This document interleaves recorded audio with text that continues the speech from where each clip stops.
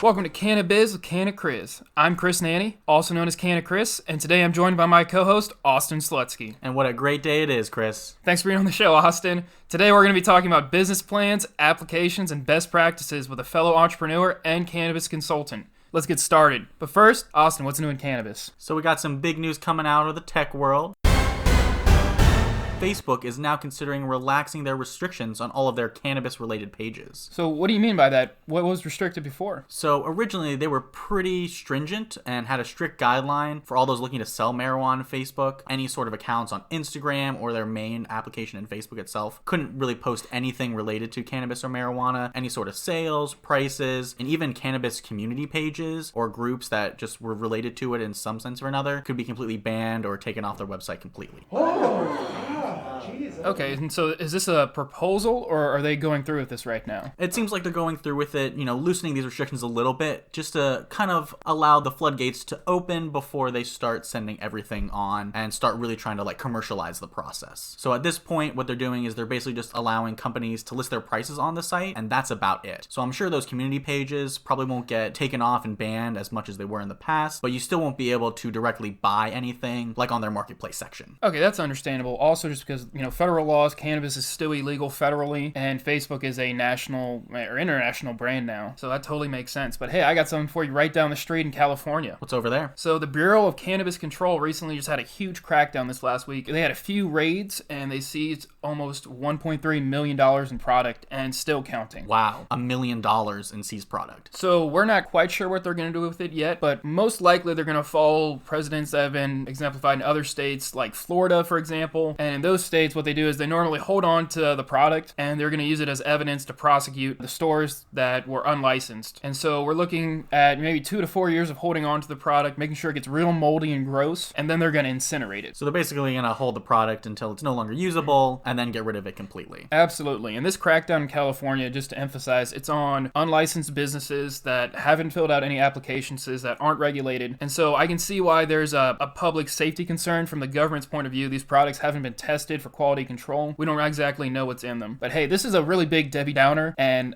I'm not really trying to get like that right now. So give me something good. What's good? What else is good? So we got good news for all those looking to get in the cannabis industry. We got a new data set coming out from Leafly's data team, working in partnership with Whitney Economics, and they basically created a database of all the full-time jobs in state legal cannabis industry, and that shows that there are over 200,000 cannabis jobs in the United States right now. Okay, so for a quick comparison, what was it like maybe a year ago? So just in 2018 alone, 64,000 jobs were created. Wow. Yeah, I mean, the amount of growth that we're seeing in this industry is unprecedented, really, and something you won't see in pretty much any other industry. So some examples, we have Florida, who their cannabis employment grew over 700%. That's over 9,000 full-time jobs added just in the last year. We have states like Pennsylvania that went from under 100 cannabis jobs at the end of 2017 to now almost 4,000 jobs. That's incredible. Yeah, I mean, overall, just in the last 3 years, cannabis as a whole has grown over 110%, which, I mean, that's double the jobs we had just a few years back, and it's something we probably won't see in any other industry on a curve just like this. Yeah, I mean, well, that's also really reassuring for everyone in the industry to know that we are growing, we are thriving, and we're going to see more continued success throughout the industry.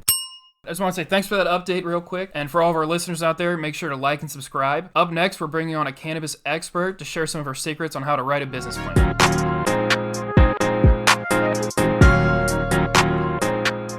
Coming on to our show today, we have a cannabis consultant and technical writer, Layle McFatridge. Welcome to the show, Layle. Thank you so much, Chris. Happy to be here. Pleasure to have you on the show. So let's get straight into it. How did you get into the industry? My brother, who worked for a dispensary in Colorado that was just a few blocks from his home, clear back in 2011, got me my first job as a bud tender or retail associate. Oh, okay. And then from there, you moved more into a consulting role? Actually, I kind of climbed the corporate ladder within the cannabis space. I became an assistant manager and then the first female minority general manager for the Green Solution, which is one of the largest dispensary chains in Colorado now with 17 locations. business, and I started with them when they were one store and one grow. And then after working in management for some time, I used my background in English and journalism to become that company's only technical writer, and eventually their director of communications, managing a team of 5 technical writers. So you've basically held, like every position as you worked your way up. So now what kind of services do you provide? What do you do as a cannabis consultant and technical writer? My primary focus is helping startup cannabis businesses become licensed in new, primarily medical jurisdictions, so states across the country. And at this point, I've written applications or business plans or similar types of documents for cannabis businesses in 16 states. Okay, and I'm not quite sure what a business plan is, and I'm sure some of our viewers don't either. Can you kind of expand on that for us? Absolutely. So a business plan is essentially a marketing document that lays out your vision for what you'd like your business to be. So it's going to include sections like an executive summary, a company description, describe your products and services, as well as touch on some of the financial aspects of your business, including how much money you think it might cost to either bring your business to life or to get your business operational. Okay, and this sounds like a pretty standard thing, maybe 1 to 2 pages, or how long, are there different kinds? There certainly can be a few different kinds. There's a trend with what's being called the one-page business plan that I've certainly seen surface, but it is not uncommon to see business plans that can be approximately 15 to 30 pages in length, and I would say around 20 pages is kind of that sweet spot for a lot of folks. So for someone who's looking to get, into cannabis and they're starting to put some of this information together, what should this business look for when they're trying to hire someone to kind of help them with the application process? And are there any sort of red flags that maybe avoid someone who might not be the best help or writer in this situation? Sure, absolutely. Well, as I mentioned earlier, I have a degree in English with a writing emphasis, and I minored in journalism. So it was helpful that I had written professionally before I worked in the cannabis industry and had hands-on operational knowledge. That being said, anybody assisting with new business application, it would definitely be ideal if they have both a writing background of some variety as well as hands-on operational experience in a cannabis business, whether that's a dispensary, manufacturing facility, cultivation, or a lab, is a really important part from a subject matter expertise perspective. Yeah, that makes a lot of sense. I mean, I know us as law students, are drilled the importance of reading and writing, concisely, clearly. And I know there are a lot of classmates of ours and other industry professionals, throughout the legal field that have had those English and journalism backgrounds. And it really helps them, be able to really form their words well and, get all that information down on paper in a way that is very easy to understand and really clear for people. Absolutely. And I would say on that note, one of the most common errors that I see folks make in preparing either business plans or application materials is writing in the first person. So I, we, our company. While some people think it might endear the reader to their perspective, I tend to find that it's less professional and more difficult to read over time, particularly when it's a regulator or someone grading these applications. So my number one tip would be to make sure that you write in the third person or from the third person point of view, meaning using phrasing such as the company, not we. Yeah, that's an excellent point. It's hard for a lot of people to wrap their heads around, the cannabis space as, a more professional environment than what it's been in the past. And so, really want to make sure that you don't try to make it too casual, even though the space as a whole might not be, all buttoned up suit and tie like some of, these large corporations could be now, but you still want to make sure that you err on the side of professionalism and keep those documents in a good, clear way. So, Layle, I've heard a lot of rumors about cannabis firms charging clients tens of thousands of dollars to write their applications. And my big question for you is it still the Wild West out in the cannabis market, or has the market established a price for an acceptable range for rates or totals for help with application writing? That's a great question, Chris. I would say the dust has settled some, and I agree with you. I've certainly seen trends. I did used to work for one of the most well-known large national application writing firms, and I do have hands-on experience with that side of it versus working now as an independent contractor in essentially a solo operation. And so I would say that if you're working with a large national firm that has a reputation for winning licenses for clients in the past, new business owners can expect to pay anywhere upwards of $100,000 and more commonly anywhere from $150,000 to $250,000 for just the application process alone. Wow. So for all the business potential future owners out there, just be realistic with that. And as far as quality of writers go, the application process itself is very competitive. And Layle, could you kind of just speak on that? How many applications do you think a state normally gets for, let's say, there's 10 new permits that are opening up? So it's quite common that you're going to see hundreds, if not thousands, of applicants, depending on the desirability of the jurisdiction, being both that state and or a particular city, county, or region within a state. So for example, I've been working with clients in New Jersey, and in the last round of applications in August, they opened it up for only 6 ATCs, or alternative treatment centers, as their regulatory language, and they received 146 applications for those 6 facilities. So from percentage breakdown, you can see that, as you pointed out, they're definitely highly competitive, but I think beyond that, every single one of those applicants is investing the same amount of money and effort to win, and generally goes into it with a desire to win, obviously. So I think it's a challenge when 6 people win and 140 walk away, losing potentially $250,000. Well, those are some great insights there, Layle. We want to thank you for telling us a little about yourself. But really quick, we want to remind all of our listeners to like, subscribe, and share this episode, and leave some comments down below so we can read them all.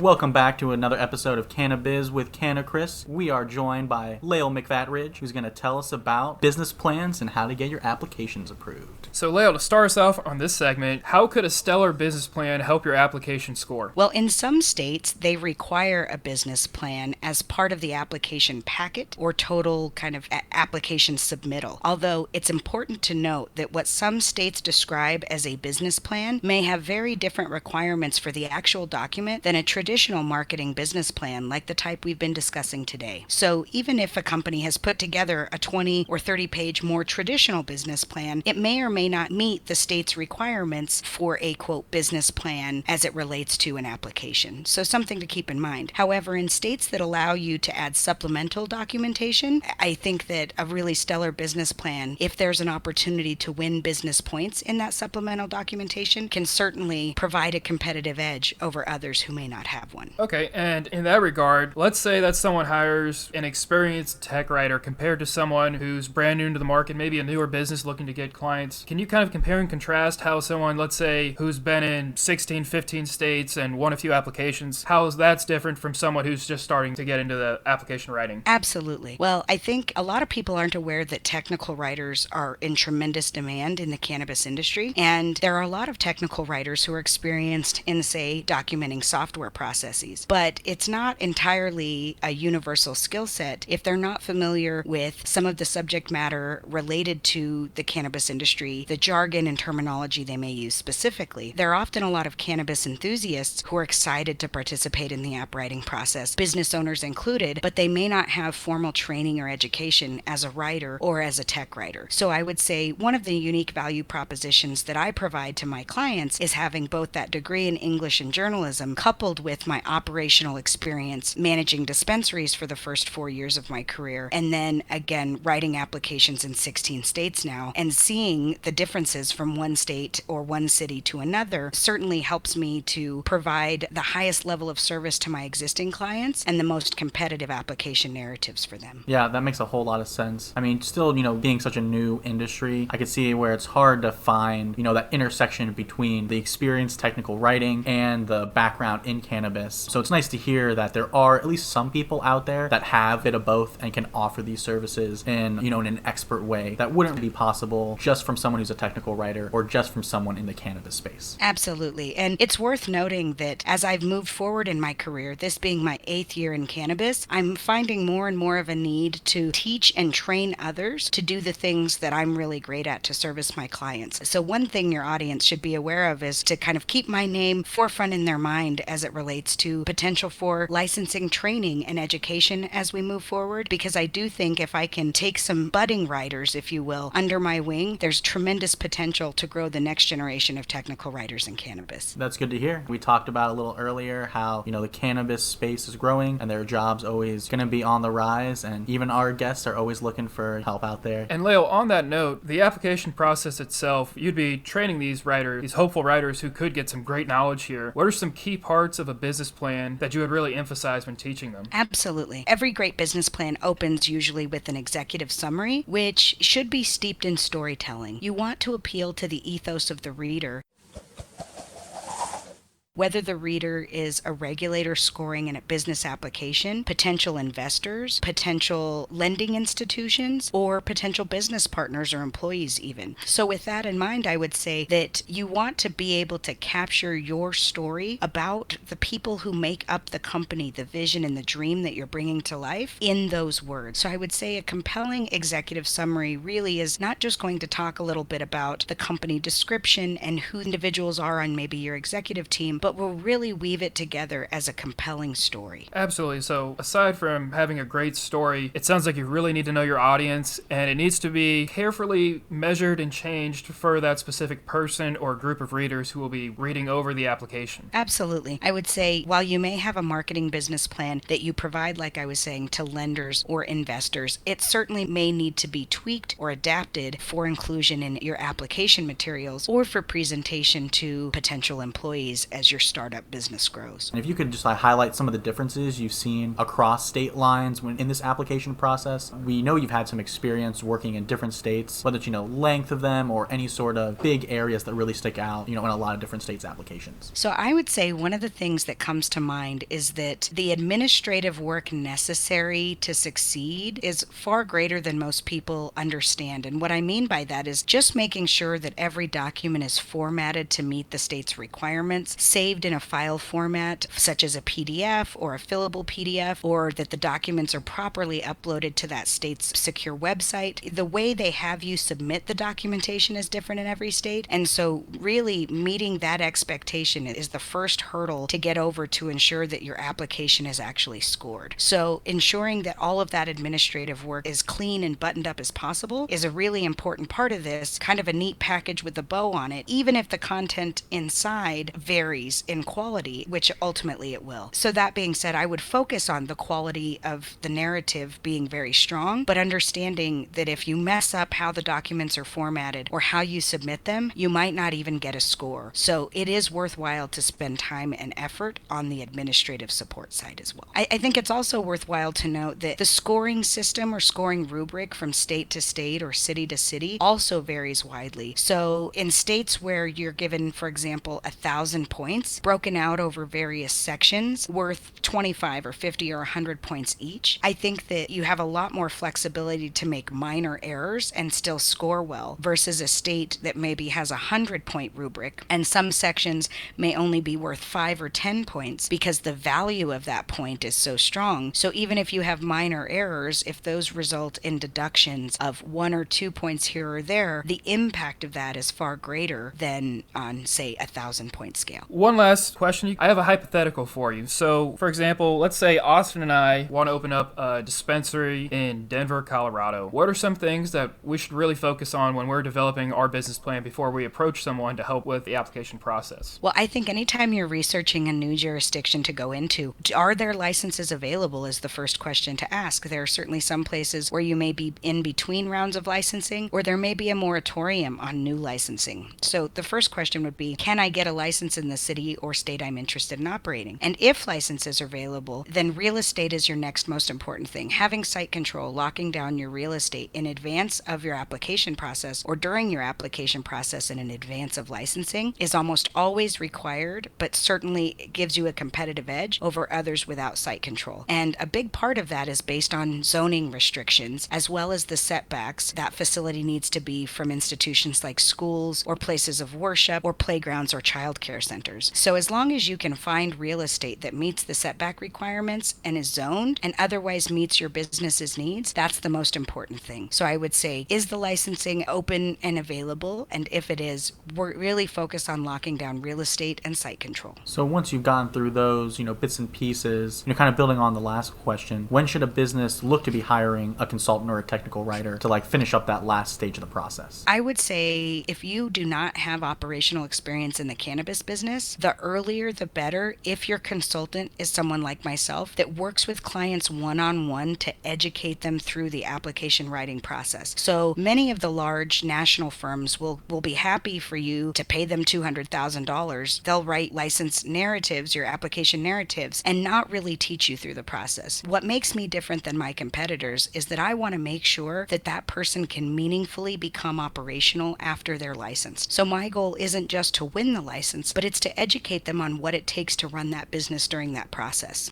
And so the earlier that I can start working with a client like that, the better, because it provides more time for me to get them up to speed before we really have to ramp up into full-time mode when the application hits and you're focused on just completing the application requirements in advance of the deadline. Absolutely. Especially with all the experience you have coming into this, it makes sense to bring you on a little bit earlier so you can kind of guide people a little bit more. So, Layle, is there a website or a way to get in touch with you? What's the best way to? I would love for you to come check me out at laylewrites.com. That's Laylewrites.com. We've had a great time interviewing today, talking about different stages of the application process, what people need to do when they're looking to get in the cannabis industry and starting their business plans, and finally looking for, the right consultant or technical writer to help them along that process and, make them have a successful start to their business. It's been my great pleasure. Thank you so much for having me on. Thanks for being on the show, Layle. We really appreciate the examples you gave us about application writing. For all of our listeners out there, we'd like to remind you to subscribe and share this podcast if you enjoy our content. I'm Canna-Chris, also known as Chris Nanny. And I'm Austin Slutsky. And we'll see you next week.